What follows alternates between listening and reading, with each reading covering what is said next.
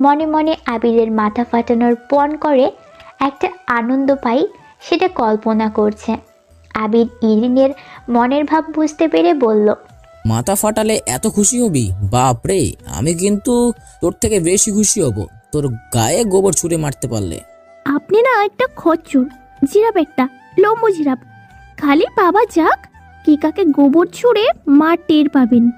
চুপ থাক, একটা ব্যাগ টানতে পারিস না, খালি শয়তানি বুদ্ধি মাথায় থাকে। বলি, বলিউডের নায়িকাদের মতো চিকনা না হয়ে যদি একটু নিজের শরীরের দিকে নজর রাখতিস তাহলে এমন চিকনা হরিণের মতো হতিস না, ব্যাগটাও টানতে পারতি।